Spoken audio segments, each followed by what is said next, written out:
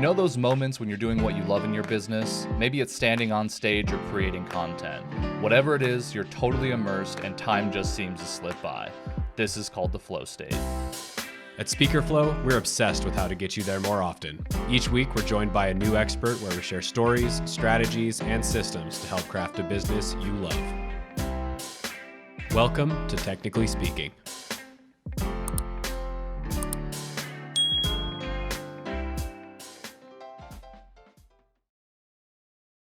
Boom. All right, we made it. Gents, welcome. Look at Chris, us. thank you so much for joining us today. It is an I'm honor. so excited for the conversation.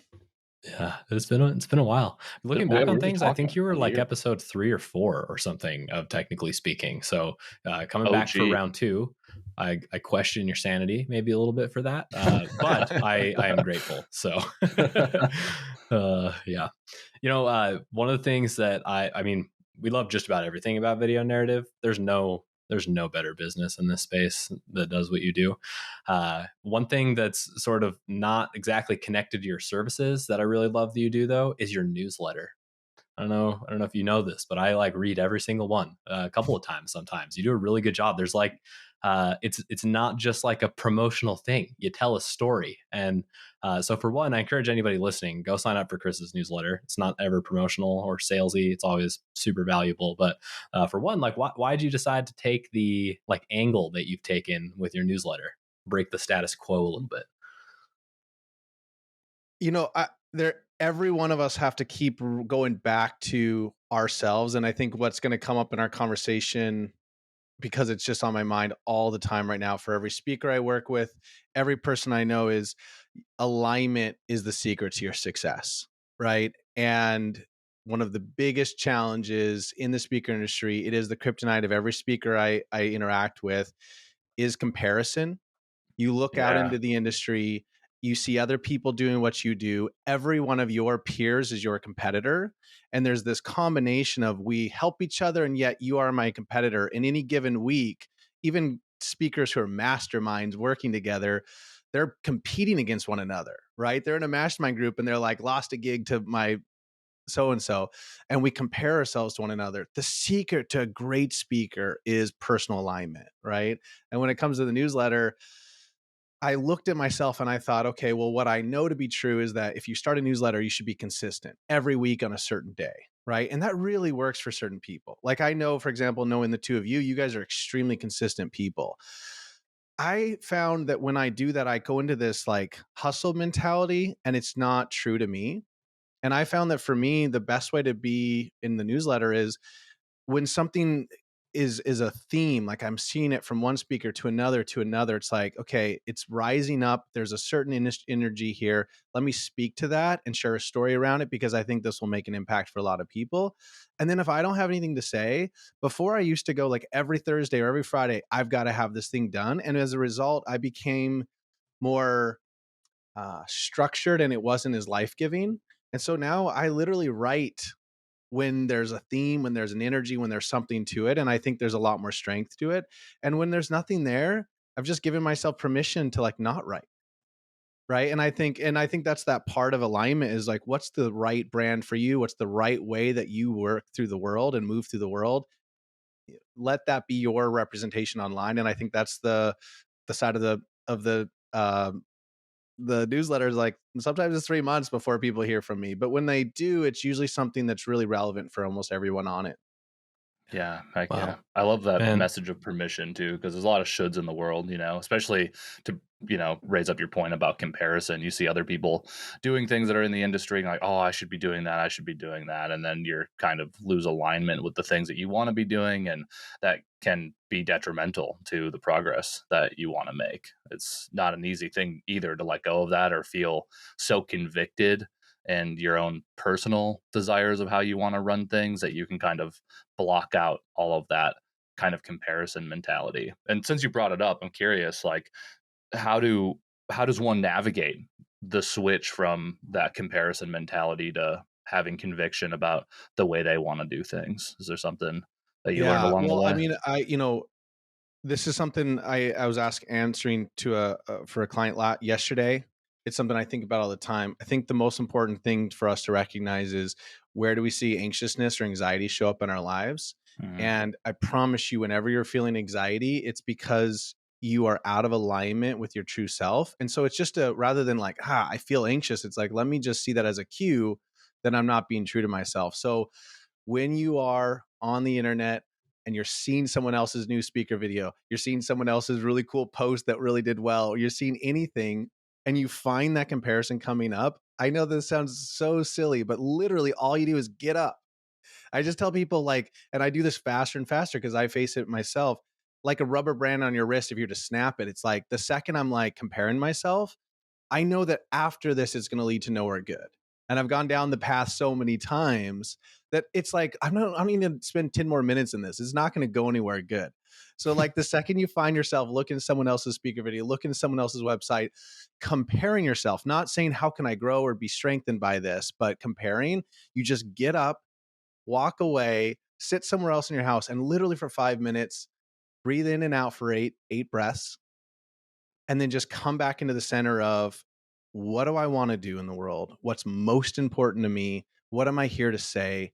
And then I always say this next question: what's the next right thing for me? And your body will tell you the answer.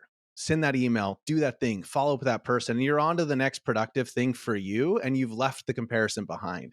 And that's where the power grows, right? And then I think when you add, and this is your guys' specialty with the technical side, when you add consistency behind what is in alignment for you, you like know what's aligned, you know where you're headed with clarity, and then you add consistency and especially the systems around it. That's when I see people just blow up. I think that's an important lesson to learn, man. Coming out with a banger in this episode. That's right. It's so good. And yeah, like if you think about the hierarchy of important things, right? Especially like, let's just think about this from a business growth perspective, which, let's be honest, like that's most people's concern in business, right? Uh, the importance of doing what everybody else is doing is vastly less important than you being authentic, because that's what the market responds to right now is true authenticity. The noise, the bullshit, it's out there and everywhere, and people are really good at sniffing that out at this point. So I think it'd be better for somebody to be authentic with themselves than it would be to do the things that everybody says they should do, even if technically probably it's in their best interest to do those things. If you can't do that authentically, it would be better to just not. Relative, I would say. Nobody talks about that. I don't think enough people talk about that. So thank you It's the for being a secret. guiding light. It's the secret, right? I mean, where does all of our personal power lie? It lies from within. There's nothing externally we can do to gain personal power. And so we, if we don't have that internal awareness, that's where the anxiousness builds over a given day. I feel like, as we get these emails and we get this stuff, and it's just like there's so many things you should be doing, right? I've never been into this kind of stuff, but I'm working with this really cool coach, and the coach recommended that there's certain essential oils in the world where if you combine like a thought with that as it goes into your body, it actually creates this change. And so one of the things that I do literally every day is I move from should to I am guided, which sounds super woo to people, but like your internal awareness is connected to every other person on the planet. We can see this through metaphysics. We can just see it now scientifically. So you're already connected to everything and everyone you ever want to experience, right? And everything you ever want to experience. You have to find that from within and then move out. And so I literally every day do this thing where I feel the sense of I should. I put a little bit of this lemongrass essential oil on the back. Most people are listening to it, but like the back part of your neck, and I say like I'm guided, and it shifts my brain from I should to I am guided. And then I ask, what's the next right thing for me? And it's usually a book or a podcast like this one, or some idea that I had recently inspires the next movement. And I take that next step. It's not about the things I should do. It's what am I guided to do? Because each one of our our unconscious abilities, we process over 2 million 2 million sensory perceptions every second, and we can process about 8 in our brain. So your unconscious is actually processing far more, and we already know this, right? When you look for something, it starts appearing a lot more. It's because it was always there. You just unconscious is filtering it up for you. Your unconscious is so powerful that if you give the unconscious sense of what is the next right thing for me and give it enough space and ask for it, your unconscious will filter up immediately into your mind the next right step for you. and it's not outside. It might have been an interview, or it might have been a podcast, or it might have been something, but at that moment, until you ask for it, your unconscious won't filter it up for you. Yeah. It's the A lot Super of reticular woo activating stuff. system, right? I mean, Well, I mean, yeah. there's biochemistry there. There's a part of your brain that specifically does that. It chooses what to put your focus on. So it's the same reason why when you buy a car, you see that car everywhere. It's That's the right. exact Yeah. mechanism in the brain, right? Like if you train yourself to look for the things that are in alignment with you, to use your language, it makes sense that you're going to get more of that because that's what your brain is tuned into looking for. So even if we don't go down the woo path, I think there's a strong or scientific argument to be made that exactly what you're saying is accurate. Yeah, for sure. Uh, Well, this is going to be super fun. So, really, what we wanted to bring you on the show this second time around for, I mean, you get to look into the industry from a very unique perspective. Building these narratives for people, and I think over time, I mean, how long have you been doing this? 15, 10, 10 10 years? years for speakers. Yeah, 10 professional years for speakers. speakers, right? So I'm sure you've seen the ebb and flows of how these narratives form, how the market resonates. Obviously, there's a tremendous amount to learn over those 10 years. And obviously, I mean, over the last few years, we've seen one of the biggest industry upheavals that the world has ever seen. And so I'm curious, like, what have you seen change since the pandemic as far as the narratives people are telling? And do you see that changing again as we start phasing out of that? Has not much changed? Is it dependent on the person? Like, what's your take on where the industry is heading based on that upheaval? It's such a great question. And two answers filter up immediately to that answer. And so I'll say the two and then explain them. The number one thing is that before, things like email marketing seemed to work better. And with the AI, with bots, with all kinds of stuff, people are so bombarded right now with emails on a daily basis that I'm finding consistently. And this is true because they are showing this now in market research. People now have an adverse reaction to being marketed to, even if it's something they want. So if someone is looking to hire a speaker for an event and they get an email saying, "Hey, I'm a speaker for your event." This used to work in the past. We have whole training modules around. Usually we would track it over 12 months, and I hired someone full-time on my team to do this for speakers, to track it so that I could get right analytics. It would be 25 consistent strong engagements to a good fit prospect, would usually lead to around 10 warm leads at any given moment, which would usually lead to one booked engagement. It's just not true anymore. I mean, it's just not true. What happens now is people want to find their speaker. They want to discover their speaker. They want to be looking for them and not be marketed to, but to find them. And so the number one shift that we've had to make with our clients and just in the industry as well is you actually have to now focus your attention on content and being very, very specific about what you're best at in the industry, not how robust is your outbound marketing? How much are you going to do? How much can you speak? Right. And so the number one thing that blew my mind and sucks is like outbound email marketing is, I'm not saying it's dead, but it's like not working anymore in the way it was. And so the first is just in your outbound, how you do that. We could talk about it. The second is just the specificity is now, and this is, I was talking to a speaker agent yesterday who literally books like the top 12 speakers, mostly booked in the country. And she said, yeah, what you're saying is actually right. We're now asking, people are asking for specific. I want a speaker who speaks on blank. There's no more generalists. Like, oh, we should bring that person in. It's like, we need someone who does blank, blank, and blank because our problem is blank. Companies are just so focused on what they have to do and what their challenges are, and they're looking for someone specific. And so in everything you do, you have to, number one, know your clarity and what you're going to stand for in the market, and two, be almost polarizing, where you seriously say, like, if you're doing this, it's going to make blank or it's going to go wrong. You have to do this instead. And it's like that strong of like, you have to do this, and people go, okay. And half the people in LinkedIn say, that's not true. It's like, good. That's the kind of engagement you want, is half the people saying no and half the people saying yes on your feed. LinkedIn literally puts those all up to the surface. And a great example, and I know this sounds so silly, but a great example is that one of my clients who does customer experience did this post, which went viral, about how you should leave a hotel room. And he works in customer experience, and he's like, if you leave a hotel room and you do blank, blank, and blank for the people who clean it up, that's the way you should leave a hotel room. And everyone was like, I paid $300 a night. I don't have to do that.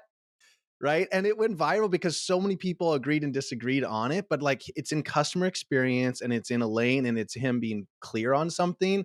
And the post went all over because he was polarizing. Yeah, I mean, if you think about the algorithms that are being used for people to discover content, it's based off of engagement, and it's hard to get better engagement than a good debate because people Yeah, feel passionately about their opinions. If you can stoke those opinions that people really hold on to, then yeah, and I think it's probably got to be scary for some people, right? Like, do your Exactly. clients ever come to you and say, yeah. like, I don't want to do that. Like, I'm going to make people mad, and nobody's going to want to hire me.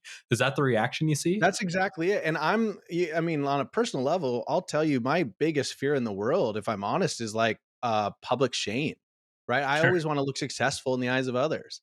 I don't want people to not like me. And I think we're all dealing with that in some regard. And some people have a easier time to be like, hell yeah, I love to say what pisses people off. And I'm not suggesting that.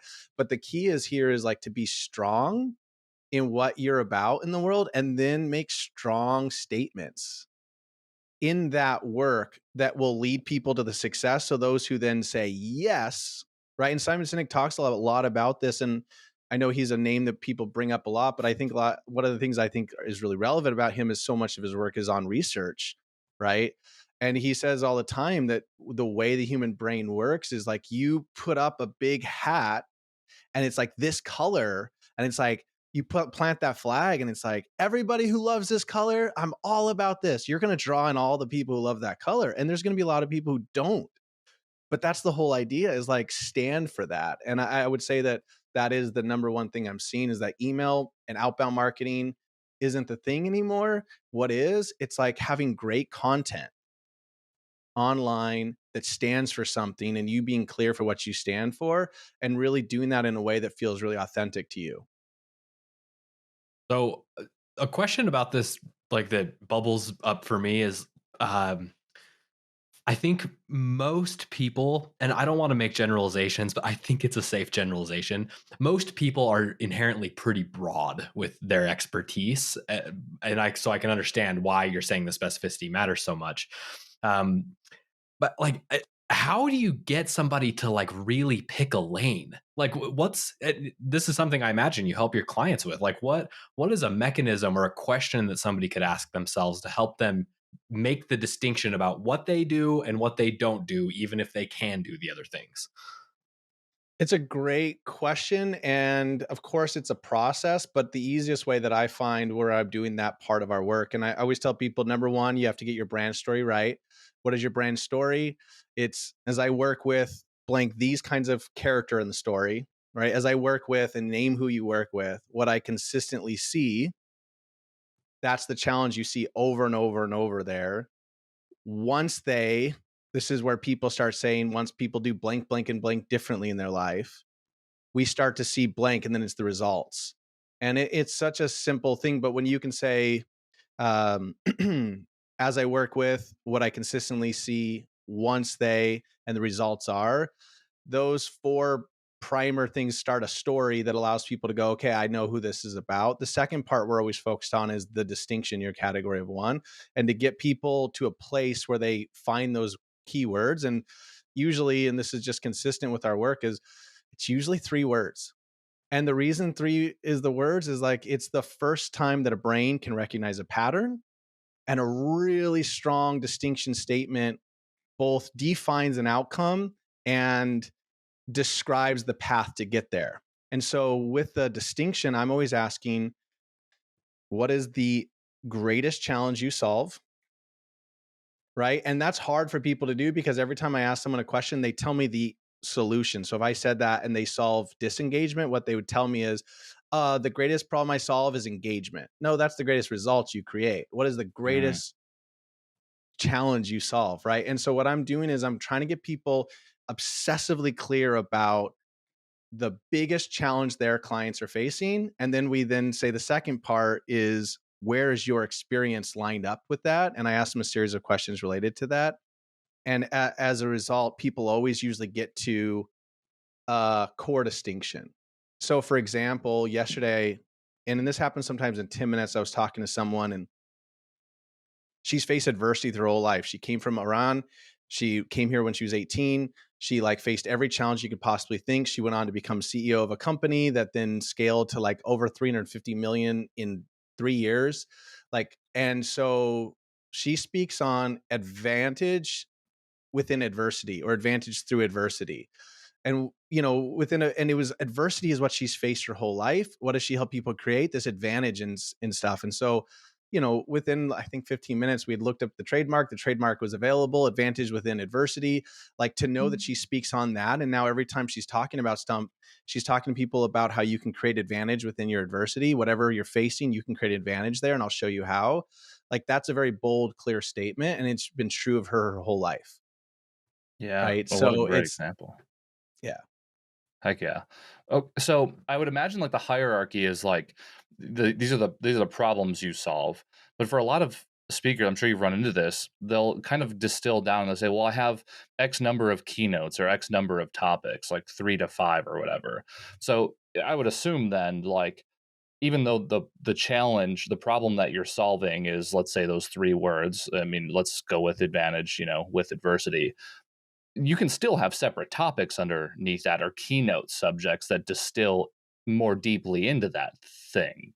Am I right? Am I understanding Exactly, that and right? that's the whole Okay. idea. That's where Right. then you broaden, but you have to have a Gotcha. top line that you're known for, Right. And it sounds like you're right? going deeper in that subject, and yeah, I can relate personally to this. It's almost like, when you're kind of broad stroking the market, maybe you just classify, oh, I'm just a leadership speaker or something to that effect. It doesn't create enough focus. And then once you start to get focused, like, this is the thing I do, then the world of opportunity really opens up about how deep you can really go into that particular subject matter.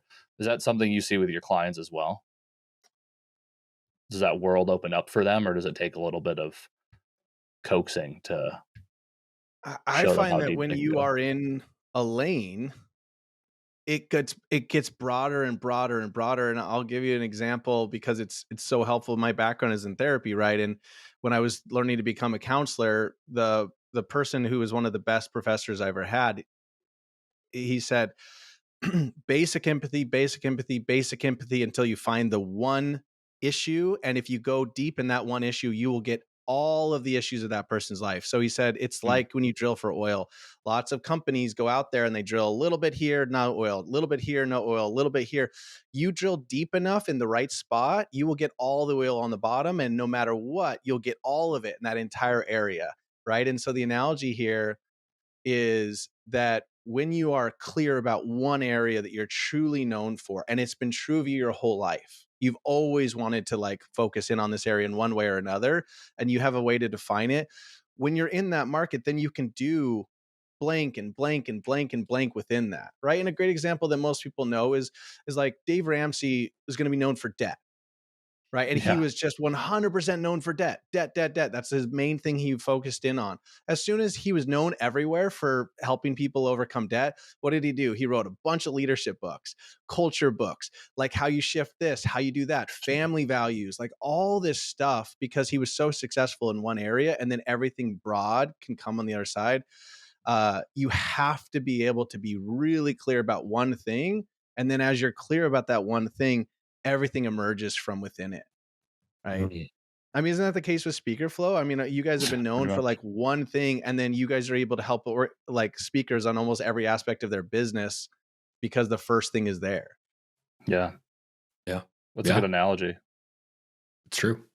Yeah, I think this is like one of the areas that is the hardest to conceptualize to some degree because it's counterintuitive. It's like the more restrictive you get in some ways, the more opportunity you have, and that just those things just don't line up. I think Scary. in a Yeah. lot of people's brains, myself included. Because that missed opportunity, the fear of missed opportunity can be a real driver, can be a real motivator. Uh, for better or for worse, I guess, depending on But the the scenario. clarity makes everything really simple. It's I true. think it just makes it so much easier. And, an example that I share is, uh, and I think I shared this on our last interview, but I can't. say it enough is that I was doing videos for people all throughout the country in different genres while I was going through graduate school. And I was like, how do I pay my way through graduate school? I'll just do freelance video for people. I'm like beginning a counseling practice and I'm still doing videos for people. And a speaker asked me to do a video and I knew how to make stories. And so that speaker took it to Influence in 2013. It got reviewed as one of the best speaker videos that year. And so people started calling me. And the second speaker I ever worked with tells his story. It's Jerry O'Brien for those, and this is his IP, but it's just like at Coors Light, they decided they were going to be the coldest beer in the world. And that's so stupid. You can't say you're the coldest beer, but they said, okay, internally, we're going to have that awareness. We're going to have the awareness that we're the coldest beer. If that's true, what is everything we're going to do? So it's like, we'll make cans that turn blue when they're cold.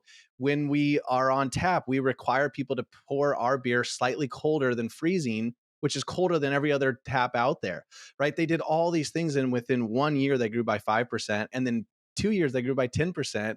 And then when the microbrews came on the scene and all of major beers went into negative numbers, Coors Light was the only beer, and it was only part of Miller's Coors that didn't go into negative numbers because they were so distinct. And even today, their brand is around chill. This is 18 years after they came up with the cold idea, right? There's this chill because it's like exactly what the 21 to 25-year-old genre is saying, but it's still within the line of cold. Right. And so now they say chill because that's what kids 21 to 25-year-olds say. And so they're so clear about that brand that they are consistently one of the best selling light beers in the entire world. Right. And it's that kind of clarity. When I heard that for the first time, I pushed stop on my computer. I'm listening to this keynote and I decided I'm going to be the coldest beer for speakers. Right. I'm going to be literally known for the number one in video production in the entire speaker industry. And when I put that on the goal, it made every decision I made so much easier after that. Right. And the next day, a law firm called me and said, hey, we'd love for you to do the brand work for all 7 of our lawyers plus our brand for our law firm. So it was 8 videos. It was going to be a 6-figure like contract of what I was going to do. I needed the money. I was in graduate school. I was making like no money, freshly married. Like I needed it. And I looked down on the sheet of paper, and yesterday I'd put down, I'm going to be doing this and I'm going to make all decisions based on, will I be the coldest for the speaker industry? And I thought, oh, it's a challenge. Like, let's see if this is true. So I told him, yeah, sorry, I only work with professional speakers. And he's like, your website says you got all these brand company videos on it. And I'm like, yeah, the website's being updated. Yeah, I just work with professional speakers. I can make a referral. And he was like, okay. And I turned it down. And I know that sounds crazy, but so many speakers literally get calls and the person says, we really want you to talk about this. And they change who they are in that moment. They're like, Yeah. I actually can talk about that. Yes, you technically can, but you're not the best in the industry for talking about that. And in those moments, you would be so much better if you said, that is such a great question. You know, I actually have a colleague who specializes in that. So if that's really what you're looking for, I'd like to make an introduction for you because, you know, my specialty is helping you in blank. And when you know that level of specialty, that's what everybody's going to come to you for. And I will tell you, it took me exactly 3.5 years. And I find this to be the case. If I'm working with an emerging speaker who's just starting out, we track it. It usually takes about 14 months before they're seeing like a 6-figure return on what they wanted. And then it usually takes about 3.5 years until they're like a household name for that topic. Right. And I will tell you, 3.5 years into my business, in exactly 3.5 years, in 1 week, I got calls from 10 Hall of Fame speakers in 1 week. And I only share this to say that like it would have been a decision 3.5 years ago. And I struggled for months and times as I was growing the company to just make, you know, the revenue. But in 1 week, it was like I couldn't keep up with the demand. And in that year, we went from like 3 people on the team to like at that point there was 11 people on my team because I couldn't keep up with demand.